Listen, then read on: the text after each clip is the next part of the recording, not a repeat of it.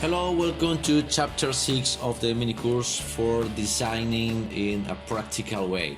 So we're going on with the adding movement to images with I think it's always going to give a lot of tension to the one watching the image, and it's giving a lot of action. Okay, it's inviting to end this kind of images, this kind of lines in there. The brain is trained to feel what can't see, so it's really useful to look for this kind of images depending on what we're going to transmit here. Let's look for perspective. Okay, look those images that are leading your eyes through one page. You have to image the rest of the chest. What's going on at the end of the street? It's kind of space between some rocks. This is going to lead our eyes to the top. So if you can use a title there, possibly work really cool. The eyes are leading you to the end, and you can put the text you want in there. Your eyes are going to lead you to there. Your brain is going to lead your eyes to there. So the perspective is one thing of design that can be really distinguishable. Okay, regarding the movement, you can use guides with arrows. As you see a manual, something like that, you can create arrows of direction, just explaining where are the things moving on and so on. So our brain just imagines what happens just going into that peak. Another way of adding movement is to repeating elements. For example, you can use for a card or introducing cards, something like that, and just the people not watching just your image. For example, it's going to happen. It's maybe happening to you that your eyes are checking all the 8 images because you want to check that everything is image and they're doing actually a pattern. This can be really useful in most of the designs. Of course, another way of adding movement is adding patterns. I'm going to look here for patterns. Okay, you can see a lot of patterns that are really giving a lot of movement, a lot of action into the image. Okay, you can see that. Okay, this is just enticing you to go into the image, and if it's adapted to the thing you want to transmit, is really cool. Look at this cool image that is leading me to the right. Okay, so more stuff. Designing from text. So here it's an image. We most of the time want to put an image in a design. Maybe sometimes it's not the best idea if we want to transmit a lot of text. So maybe just a simple text design, you're pretty much done. Let's go to do something similar to this into Photoshop. You can do it, of course, in Pixlr, or you can do, of course, in DesignBeast. Let's try some sizing here. Okay. Okay, let's write some text in here.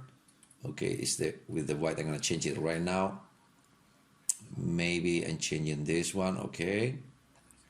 Here it is. I don't want to do exactly the same, but just doing a new one with a new text, and it's really easy to do something that really looks nice without too much effort.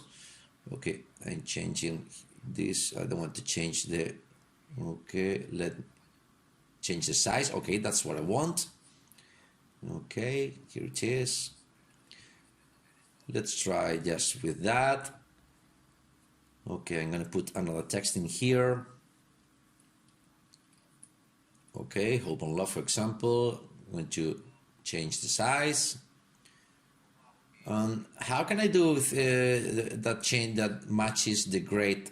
Of course, I can do it bigger, but I don't want that. I was just going to change the space between letters. That's the way I want to do this. I really like to use this because this is going to be really professional or look very professional. Okay, let's try with her 400. Okay, 450, not yet. IT, no. Okay, I want to end it in the T of great. So 500. Okay, let's try with maybe. Okay, this is this one. Okay, That's what I want. Okay. Okay, I think it looks nice. I'm going to use a text for down there. Okay, let me write. Okay. Okay. Okay. This is the best moments in the life of a raccoon. Okay. For example, okay, need to change. Okay, to tiny there, and trying to match all the stuff in the just in the little details is where you can see where in the little details is where something a thoughtful design. So look, this first line is not the same distance, and maybe it's breaking the scheme of everything. So let's try with this and do it a little. Okay, just too much. I really starting to like that because the same space is overgrade and downgrade is where the things are going on and happening. Okay, let's try to change the size for this. Okay, it's too much. 16. I can write it. Okay, but okay, sorry about that.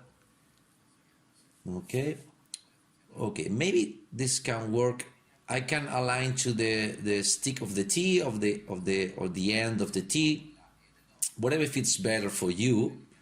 Okay, let me this way. Okay, I can do even change it. Okay, a 4-line text. That's nice. Okay, okay, missing the O for raccoon. Okay, so maybe I can put this in bold. Okay, in fact, everything is in bold, so I'm going to just deselect the bold and just check raccoon. Okay, that's what I want. And then date, for example. Okay, let's put, okay.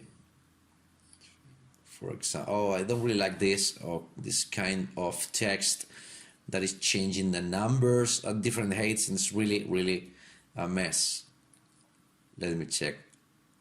I don't even like that, but okay. Okay, let's try this.